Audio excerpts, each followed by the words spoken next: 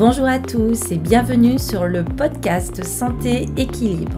Chaque semaine avec ce podcast, je vous donne des outils, des conseils, des astuces et aussi de l'énergie pour améliorer votre santé et aller vers un corps sain et un esprit serein. Je suis Martine Bosque, ostéopathe, praticienne de médecine chinoise, auteure et coach santé bien-être. Vous pouvez me retrouver sur mon site internet www.equilibrenco.com. Alors mettez-vous à votre aise, installez-vous confortablement et c'est parti pour l'épisode du jour.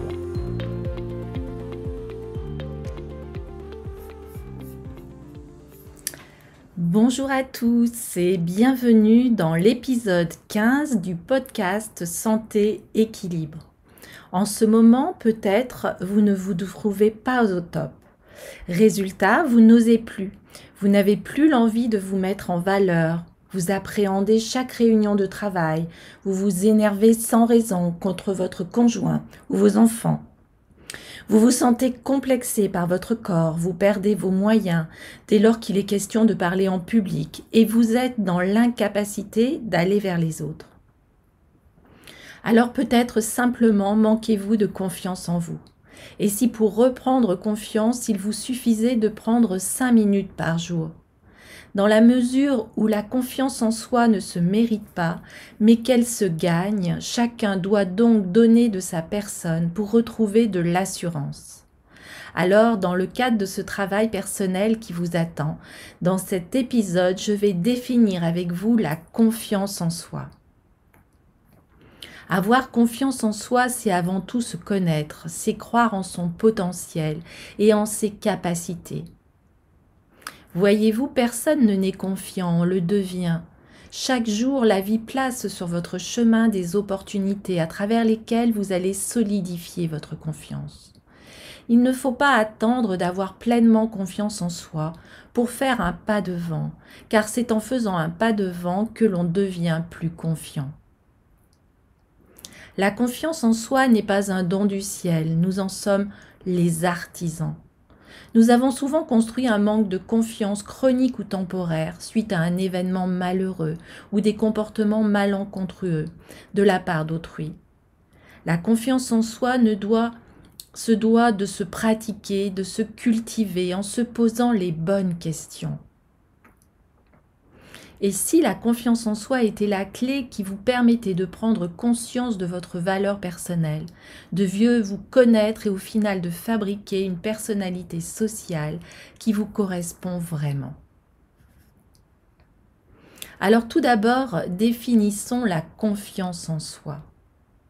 75% des gens manqueraient de confiance en eux. Qui ne s'est jamais senti mal à l'aise face à une situation donnée, le plus souvent sans oser le dire. Un déficit même mineur de confiance en soi peut transformer certaines actions, amener en épreuve dévoreuse d'énergie. Par exemple, parler de soi en entretien d'embauche, convaincre un partenaire potentiel, prendre son téléphone pour donner un appel, construire ou interagir avec ses relations, avec son réseau. On associe un peu trop vite le manque de confiance en soi avec la timidité. Car la confiance en soi, c'est l'idée que nous nous faisons de notre capacité à affronter une situation donnée. Du coup, il est à l'évidence impossible de se sentir sûr de soi en permanence, car nous n'avons pas toutes les compétences nécessaires pour faire face à tout. Cependant, bien se connaître et reconnaître nos capacités permet de se sentir plus serein face aux aléas de nos vies professionnelles mais aussi personnelles. Alors le domaine de la confiance en soi regroupe 3 notions. Premièrement, l'image que vous avez de vous-même, c'est l'estime de soi. Deuxième notion, la confiance en soi, soit les compétences que vous avez. Et enfin, la troisième notion, l'affirmation de soi, c'est-à-dire la face visible de l'iceberg qui concerne les relations aux autres. Ces 3 domaines interagissent. Si vous renforcez l'estime que vous avez de vous-même, votre confiance grandit et vous prenez de l'assurance.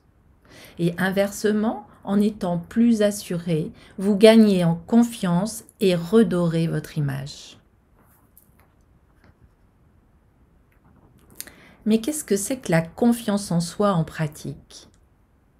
La confiance en soi va du je m'aime bien ou je m'aime pas beaucoup à je sais que je sais faire ou je sais ce que je ne sais pas faire. En reprenant cette définition, personne ne sait qu'il sait faire quelque chose qu'il n'a jamais fait auparavant. On peut savoir, sentir que l'on a les capacités, mais tant que l'on ne s'attelle pas à la tâche, on ne peut pas apporter de réponse définitive. De même que l'on ne peut pas connaître un sujet avant de l'avoir étudié. On ne peut pas avoir confiance en soi sans s'être confronté au domaine que l'on craint. C'est pour cela que savoir pourquoi vous n'êtes pas à l'aise vous sera utile, notamment de manière constructive pour savoir qui vous êtes et ce qui vous correspond vraiment. Ce sera cependant insuffisant si vous ne pouvez pas changer concrètement et vos attitudes et vos comportements. En ce sens, la confiance en soi se doit de se pratiquer, de se cultiver en se posant vraiment les bonnes questions. Cela veut dire apprendre de nouveaux automatismes et perdre les mauvaises habitudes que vous avez acquises au cours du temps. Pour cela, vous aurez besoin de garder toujours un œil ouvert pour identifier jour après jour les situations dans lesquelles vous n'êtes pas à l'aise, afin de pouvoir les modifier par la suite. Et avec une pratique régulière, vous deviendrez ainsi de plus en plus à l'aise. Tout d'abord, il va falloir faire le tri des émotions négatives. Lorsque nous vivons des émotions désagréables, notre première pensée est de nous dire que ce n'est pas normal. Bien sûr, cela n'est agréable pour personne, mais demandez-vous si ce que vous avez ressenti était légitime ou non. Prenons un exemple. Le premier cas, vous imaginez par exemple qu'une personne ivre vous insulte dans la rue. Vous passez votre chemin et ressentez une émotion négative face à cette situation. Il n'y a cependant rien à changer à la manière dont vous êtes comporté. Vous pouvez donc tourner la page en vous disant il n'y a rien d'autre que vous puissiez faire. Deuxième cas de figure, vous croisez un jeune homme qui vous insulte. Vous passez votre chemin, c'est toujours une situation désagréable pour vous, mais en plus, vous vous en voulez parce que vous n'avez pas réagi à l'insulte de cette personne. Ce n'est donc pas satisfaisant pour vous. Vous ne pouvez donc pas faire abstraction de ce que vous avez vécu et oublier cet événement comme le précédent. Ainsi, nous nous trouvons dans deux types de situations désagréables. Dans le premier cas, votre émotion est légitime. Tout le monde ressentirait la même, il n'y a rien d'autre à en dire. Et dans le deuxième cas, votre attitude ne vous convient pas. Il y a des choses à faire pour éviter que ce genre de circonstances ne se reproduisent. Ainsi, choisissez quelques-unes des situations que vous avez vécues et classez-les simplement en légitime, il n'y a rien à changer, ou alors je veux changer les choses. Ainsi, vous allez évacuer bon nombre de circonstances qui jusqu'alors vous paraissaient problématiques. La première étape pour gagner concrètement en confiance en soi est l'observation. L'observation de vous, bien sûr, mais aussi des autres, afin de les reconnaître pour ce qu'ils sont et de ne pas les idéaliser. En effet, le monde de confiance peut revêtir plusieurs aspects. Tout d'abord, le timide, celui qui ne dit jamais rien. Et à l'autre extrémité, le trop affirmé, qui a toujours un avis sur tout. Celui-ci est rarement perçu comme manquant de confiance en lui, et c'est pourtant le cas de ce profil à haute estime instable. En effet, savoir tout sur tout, tout le temps, et devoir prouver que vous êtes le meilleur montre bien que vous ne le savez pas vous-même. Et si vous ne le savez pas, c'est que vous manquez aussi de confiance en vous. Alors, il est important aussi de se féliciter et de s'encourager. En effet, la confiance en soi augmente avec la pratique, mais encore faut-il utiliser les bonnes techniques. Ainsi, soyez patient et indulgent envers vous et encouragez-vous. Lorsque vous vivez une situation difficile que vous avez prévue, anticipée et pour laquelle vous avez fait des efforts, félicitez-vous une fois que celle-ci est terminée, car cela n'a pas été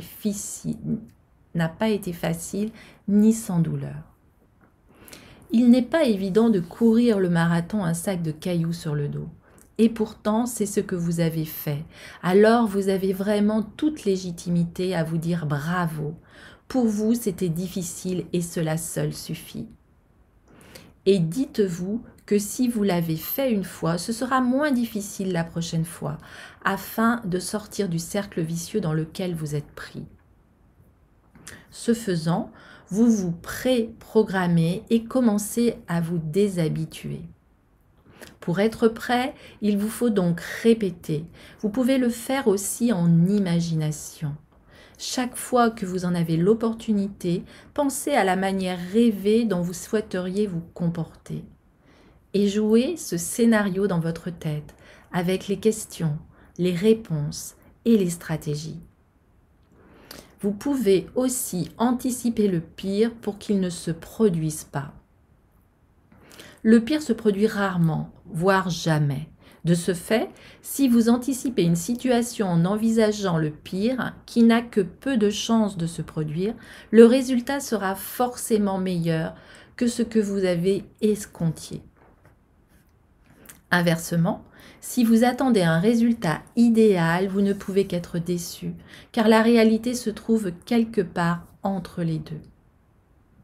Pour vous parer au pire, imaginez chaque fois que vous craignez une situation, le pire du pire qu'il puisse se produire. Par exemple, que quelqu'un vous parle et que vous deveniez incapable de lui répondre et d'articuler le moindre mot. Imaginez tous les obstacles que vous craigniez de voir se dresser sur votre route. Et ce faisant, vous vous donnez les moyens de les franchir, d'avoir imaginé le pire dans le bon sens du terme. Vous y a préparé. Si bien que si l'un des éléments se produit, vous n'êtes pas pris au dépourvu et vous êtes alors capable d'y répondre. Connaissez-vous cette expression « ce n'est pas si pire » ? C'est une expression québécoise qui signifie que ce n'est pas si grave que cela. En effet, la plupart des situations ne le sont effectivement pas et l'on peut toujours trouver pire. Par exemple, vous venez de vivre une séparation, mais vous auriez également pu perdre votre emploi, votre appartement. Pour vous aider, essayez de vous mettre à la place d'une personne dans la même situation. Et que lui diriez-vous ? Et puis, vous pouvez aussi vous projeter dans 10, 20, 30 ans, en train de raconter cette même histoire à vos petits-enfants. Que mettrez-vous en avant ? Vos échecs ? D'ailleurs, vous en souviendrez peut-être comme des échecs ou des réussites, le fait d'avoir pu rebondir. Et au final, tout cela vous permet de vous dire « ce n'est pas si pire ». Pour vous entraîner, anticipez les situations que vous allez vivre prochainement et dans lesquelles vous craignez de ne pas être à l'aise ou à la hauteur. Et imaginez-en les conséquences. Vous n'avez pas pu répondre à la question ? Et après ? Les gens vont penser que vous êtes bête ? Et après ? Ils ne vous réinviteront peut-être plus jamais ? Et après ? Arrive un moment où vous vous apercevrez que le pire n'est pas si pire. Alors, acceptez de ne pas toujours être à l'aise. Face à une émotion désagréable, le réflexe normal est de tout mettre en œuvre pour la faire cesser. La conduite la plus simple est que nous nous employions spontanément et de quitter la situation responsable de cette situation et sensation désagréable.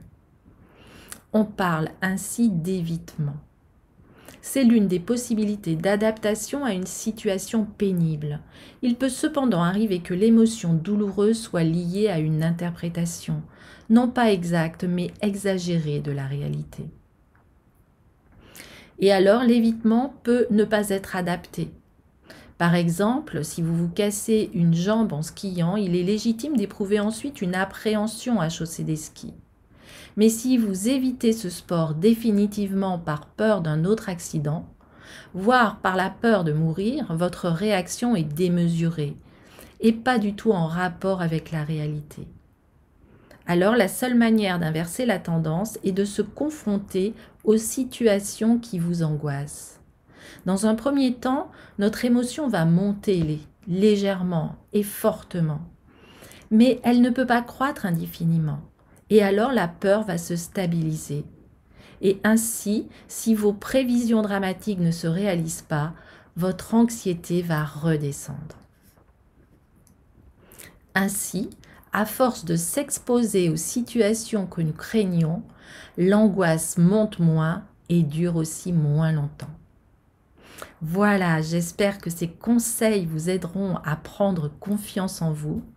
Il est important de faire un travail personnel afin de gagner en assurance et accéder aussi à l'épanouissement.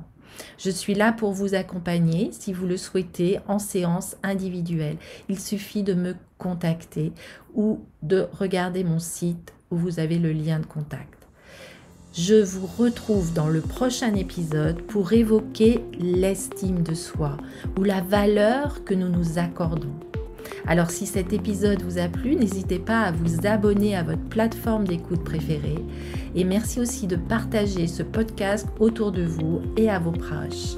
Ainsi, vous m'aidez à diffuser et à améliorer la santé, l'éveil et le développement personnel des personnes qui vous entourent. C'est rapide à faire de votre côté, c'est très important pour moi pour amener un maximum de visibilité à ce podcast et au message qu'il contient. Alors, belle journée à vous et je vous dis à très bientôt. Encore merci à vous d'être là.